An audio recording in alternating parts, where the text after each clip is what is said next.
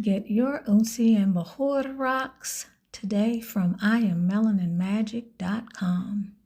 I am Melanin Magic, and so are you. Experience the I Am Melanin Magic difference by going to our website, www.IamMelaninMagic.com, and purchasing your products today. I am Melanin Magic, and so are you. Locs, beauty tips, and potpourri, the channel where we get it all in. You can also learn more about the I Am Melanin Magic brand. Thank you for stopping by. Welcome to the channel. Welcome to Tanesia's Locs, beauty tips and potpourri. I hope that y'all are feeling, in addition to feeling beautiful and abundantly with your hair, I hope that you are feeling peaceful, productive, prosperous. I hope that you are feeling passionate about life and that you are living on point and on purpose. Today, we are talking about,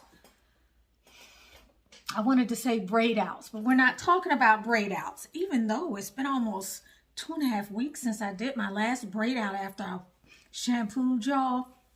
You see the cotton or the lint that's in the environment after just a day of moving around. You got to do this every day. And I just had a retie too, so y'all gonna see the plucked chicken look. But I'm gonna be talking about braiding and banding and why it is so important and who needs to braid and band. So before we even start to dig in, go ahead, my OGs, and give this video a thumbs up. If you're new to the channel, I'm glad you finally found us. Yes, yes. If you are constantly coming back, don't forget to show some love, show some love, show some love. Give me a shout out in the comment section. Sending out love to all of y'all who are constantly sending love my way. Don't forget to keep up and look out for the Zoom retie session that we're going to have. If you don't know anything about that, in the community post is a poll. We're trying to decide if a Saturday or Sunday evening is going to be better. We're looking at something closer to the end of February or during the earlier part of March. And what we want to do is just have an hour session where we have some of our veterans who do their own reties to kind of give us some tips and help to build your confidence. If you've never done a retie, or if you've done one and you need a little help, or even if you just want to share, it's a platform where everybody can share.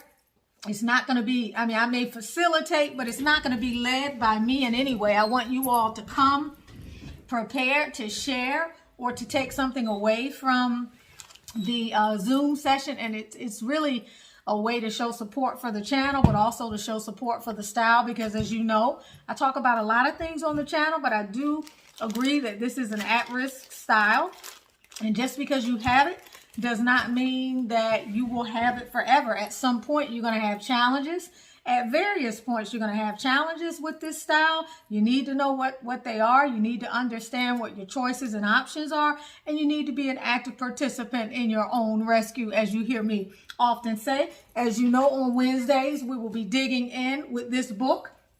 Every Wednesday, I'm trying to keep the thumbnails somewhat familiar with a black background and a stripe on the side, so that when you see it, you'll know that it's a video where we're getting to know Miss Cornwell a little bit better. Since we got to go through the back door, we can't seem to get any forward FaceTime. So we're trying to get to know her a little bit better by reading her book. If you have not made it to the I Am Melanin Magic site to get the oil that is light and nutritious for your hair, that will help build a sound foundation, help to keep your hair strong, and help it to rebound from some of the things that you'll deal with if you have Sisterlocks, Microlocks, Tiny Locks, or whatever. There are certain things that you're going to have to deal with this style, amongst so many things that we talk about. But the biggest risk to you is going to be those frequent retightenings. Regardless of the quality, they still put your hair under some stress. And so you need something to help build your hair up and build a foundation. And if you're someone that doesn't use grease, it may be grease or oil. I'm not going to say grease, but oil. Then that may be working for you right now, but it's not going to be a long-term solution when you look at what you're going to be up against. You're going to have to build your hair up. If you needed oil in your hair before Sisterlocks, which many of us did, you're going to need oil in your hair when you have Sisterlocks, regardless of what anyone says. Make your own decisions, because there's not one size that fits all. If your hair is calling out for relief, then you need to give it relief. Okay, Albie, I'm working. Let me have you go ahead out. So let's get to today. Let's talk about the braid and band. Braiding and banding is actually, I feel, one of the ways that can even actually become a litmus test for those of you who leave your locticians or are out there looking for locticians. I've had two very recent stories, one from my loctician and one from a sister here on the channel, saying that they found out during a retie appointment that there was probably something shaky going on because the person who was doing the retightening did not either braid and band the hair prior to washing or did not know what braiding and banding was all about. And that is not a good thing. So it only proves that we have people out here who are doing our hair and they may not know that we need to braid and band. And for those of you who do know, you need to make sure that you do it. Now, as a general rule, we suggest braiding and banding with Microlocks, Sisterlocks, or whatever during the early stages before your hair locks, which for everybody is a different time. My hair took quite a while to lock, but what I am suggesting here today, as you watch me braid and band, you're going to see I'll probably end up with somewhere between 8 to 10 braids in my hair. I still, from time to time, braid and band my hair. And I'm going to get back to braiding and banding it on a regular basis, meaning every time I wash my hair. And there are a lot of reasons for that I want to discuss. But first, I want to just talk about what I am doing here. I have these tiny little rubber bands that you can get from a beauty supply store. Sometimes they pop. So because they pop, I will double them up. And then after plaiting my hair loosely, I'll put it on there like that. Now, if it's not tight enough, take one of them and double it. You will see that I have chosen to braid my hair very loosely. I've seen people do videos on YouTube for braiding and banding, and what I've seen them do is to braid fairly tight. And then I've seen them go all the way to the end and then double the end up on itself, or to, you know, go all the way down to the end like what you see me doing here, and then bring this up and then put the the rubber band around it. I don't suggest that for obvious reasons. All right. As much of your hair as you can leave out needs to be exposed when you're braiding and banding, because you're already obscuring some of the hair that needs to be touched by the water because it's in the braid in the first place. So you need to give as much of your hair as possible a way to absorb the water and the shampoo, which also means you're making space for your hair to also be able to be rinsed.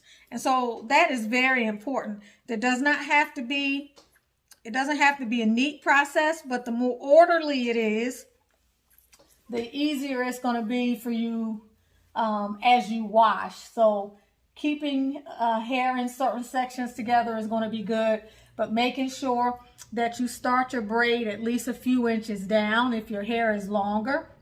If your hair is very short, you have to braid up a little bit more, but you want to be able to get in here. The point of braiding and banding is to prevent your hair from slippage, preventing it from, for some people, drawing up, shrinkage, but also to keep a handle on your locks, ensuring that they don't unravel, that they don't bunch, and that they don't do a lot of the things that we dread with this hairstyle when our hair just decides to do what it wants to on its own. So as you see, I have 5 over here. I'm going to bring this little piece over here. Well, with one out, it's not going to be a big deal. It happens to be right here. So for me, I'm not going to undo it and put this back in. But if I were new in this style and my hair hadn't locked here, then I would be concerned about that. But if you happen, another tip is this, if you happen to have dandruff or some other issue that you have to really make sure your hair gets washed in that area, make sure when you part your hair or when you pull your sections that you leave those spaces open. For example, if I deal with dandruff in here, I need to make sure this area is open so that when I wash, and by the way, if you do have a dandruff issue, use some sulfur 8 on your hair. It's really good. I hope to have that dandruff oil ready very soon to help you deal with dandruff. Remember, we talk about dandruff is a result of a certain type of fungus. It's a little bit different than dry scalp. Dandruff looks more oily and kind of beige or goldy, whereas dry scalp is what you might see on someone's shirt, little flakes, white flakes, and you know that can be remedied by putting some moisture on your scalp, some oil, not necessarily moisture, but some oil on your scalp. But as you see me making these sections, the most important thing again is for me to make sure that I don't braid too tight. I want to be able to get in here. So I'm not going to start up here at the top. All right. I also want to braid down fairly loosely. You don't want any tension at all. If you're feeling tension or you're pulling hair in order to plait it, you are doing it way too tight.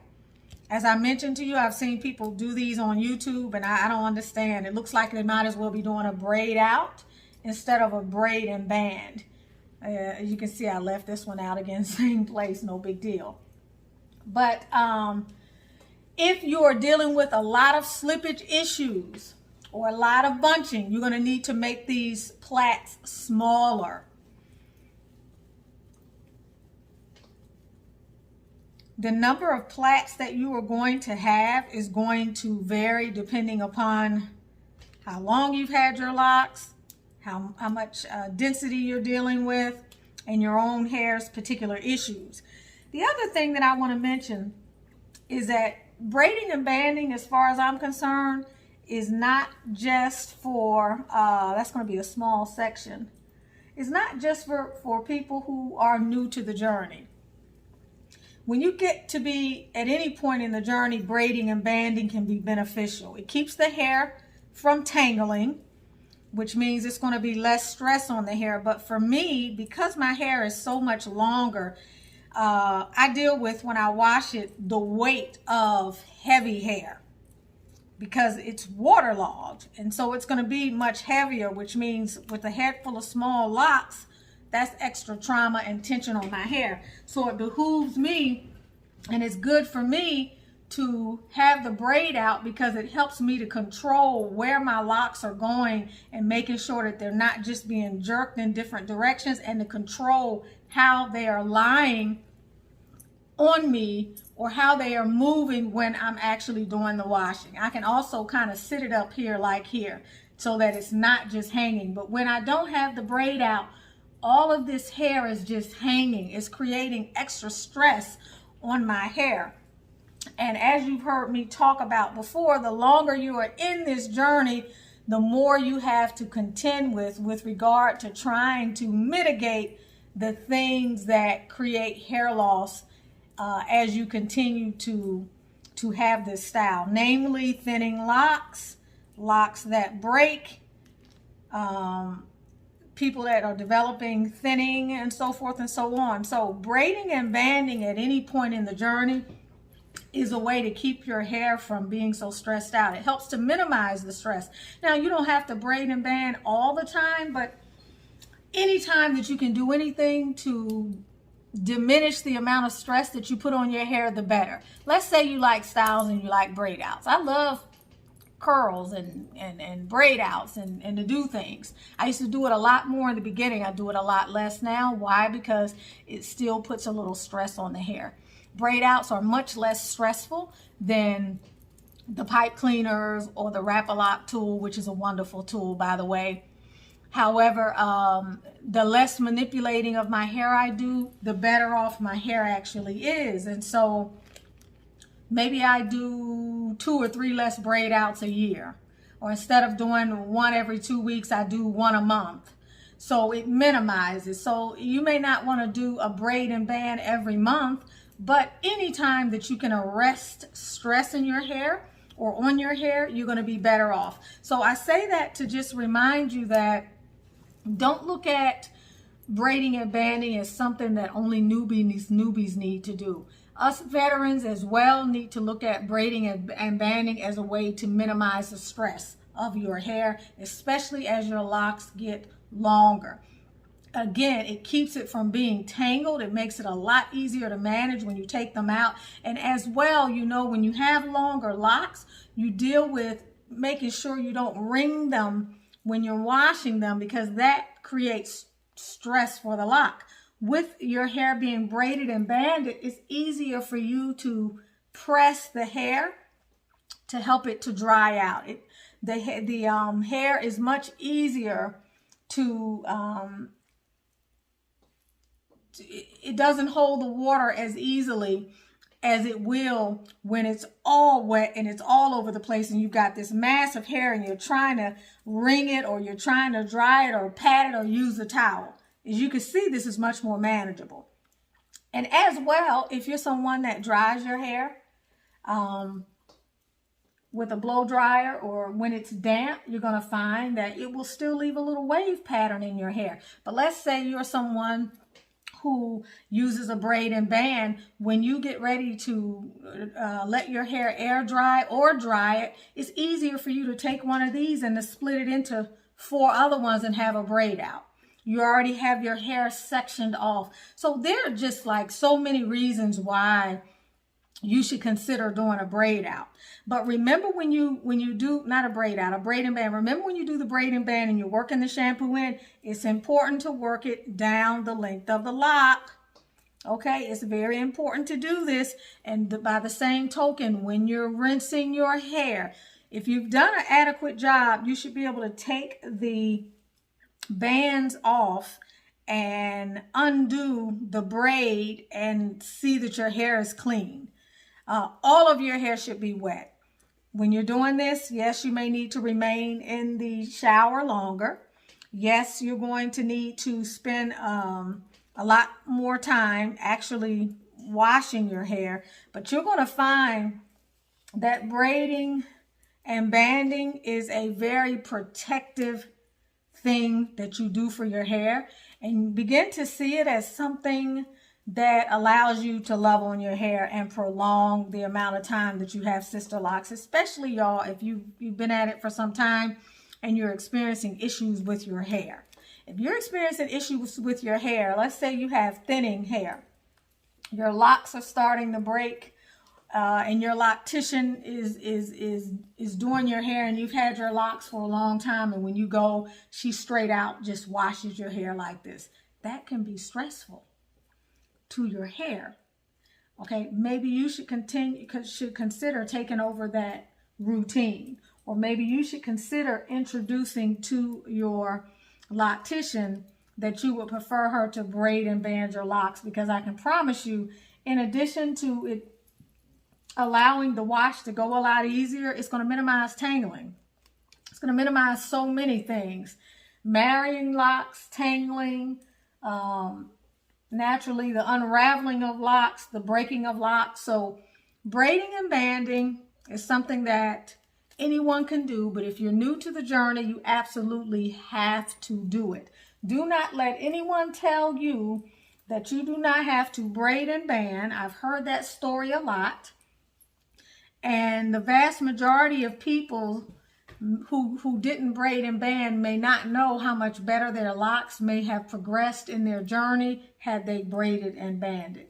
It does help protect your hair, and as I've shown you, there are just a multitude of reasons why you should braid and band. So I hope this video gives you some sort of clarity and helps you to understand why braiding and banding should be a go-to thing that you do no matter how long you've had your locks. It's something that you most definitely need to get in the habit of doing on a regular basis. Don't let anybody talk you out of doing it. And I would say if you just had a retie, as you already know, as we introduce you to the plucked chicken look, everything becomes visible after a retie. You see scalp all over the place. It's a wonderful time after you've had a retie to do braiding and banding.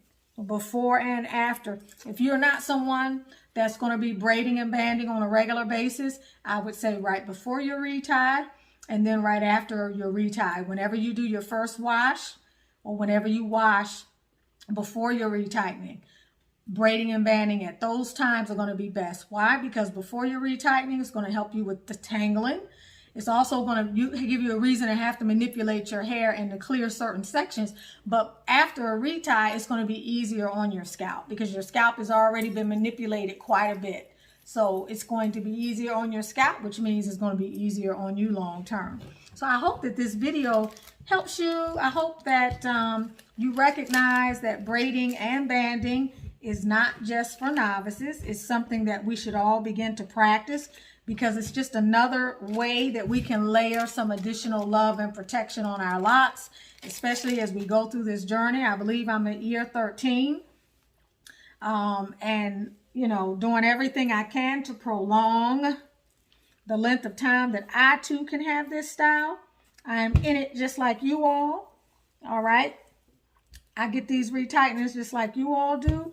This last time I didn't get to finish the front, so I ended up having my loctician to retighten my locks along the front.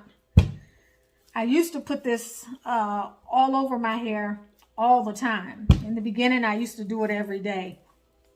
Now, I need to get back in the habit of doing it twice a week on a regular basis, but also making sure that I go down to the ends just a little bit, giving my hair a little bit of extra protection. You can see I got my grays coming in right around in here. I got a lot of gray coming in. I'm going to welcome it temporarily while I work on the gray away blend. But anyway, this is something that's really important. And it's something that you won't be sorry you did. And I know it takes a little bit of extra time. And sometimes we don't feel like we have a lot of time. But trust me, you'll be grateful you did this down the line, because if you start dealing with some of the multitude of issues that are common to this hairstyle, once you are visited by some of those issues, you just about do just about anything to get your hair back. All right, so be mindful. Go through your hair before you do your braiding and banding, and after you do your braiding and banding, if it's before you get your next retie, and check your hair out. Braiding and banding is a wonderful opportunity to go through and just see how your locks are doing. How are they responding to the style? These are getting longer and longer and longer with each retie. And I'm feeling a bit more of the length now than I did, say, a year and a half ago. This year is going to make either 13 or 14, I think. My hair is still healthy for the most part. I do have some locks, maybe about 6, that I'm monitoring for thinning, keeping an eye on them. They're in areas where I've always had thin hair though. And they're also in an area where I broke a lock that was married and I just pulled it. And so I knew I was going to have to expect a little bit of thinning. But they are locks that I keep an eye on. Okay, and I notice hair growth around them when I'm using my products on a regular basis. And so as long as my loctician catches those loose hairs, those locks will re-thicken. But I am not beyond, should I become very concerned, which is something I talk to you all about all the time. There are escalation levels and things you can do before you just give up on your lock journey. Okay, and before you just cut them all off. One of the things I had in mind is I would cut that lock, the length of it first, probably a third of the way up, or maybe half of the way, to lighten some of the stress. If that didn't do it, I would go up into about maybe 3 inches and just open the hair up and just plait it, and continue to open it up and plait it and groom it the same way I would if I had loose hair, and give that hair a chance to rest, not being locked. So that's something very simple that you can do, because most people will find, if it's not something hormonal, which, y'all, let's be honest, in most cases it's not, you're going to find that once you give your hair a break, you can re-stimulate the growth again, as long as you catch it early enough. All right, there are just other things that may be involved. As you know, our hair is different in all areas of our hair. The amount of pressure and what our locks can take is different in different areas. So the most important thing is to just be aware of what's going on with your hair at all times. Again, be an active participant in your own lock journey. I love y'all. Don't forget to give the video a thumbs up, like, share, or comment. If you haven't purchased my book, Manifesting Your Masterpiece, please do that. If you're interested in burning some unsi, it's on the website. Take a look at it, and I have a video on both channels giving you ideas about how to burn it. Please look at the video before burning your unsi if you want to get the most out of it, okay? Charcoal is only for slow burns, cleansing, and purification. If you want an aroma to pervade your home environment or room or something like that, you need a very slow burn. So a tea light burner is going to be better for you. Love you. Have a beautiful rest of your afternoon, evening, or morning. Bye. Hey ladies, do you love the way your skin looks and feels? I know I do, because I am using the I Am Melanin Magic Anti-Aging Serum. And at 50, I love the way my skin looks and feels. This blend is bomb. It renews, revitalizes, rejuvenates, soothes, conditions, moisturizes, tones, brightens, and fades, all in one step. So if you're ready to get your glow on, go get you some I Am Melanin Magic Anti-Aging Serum.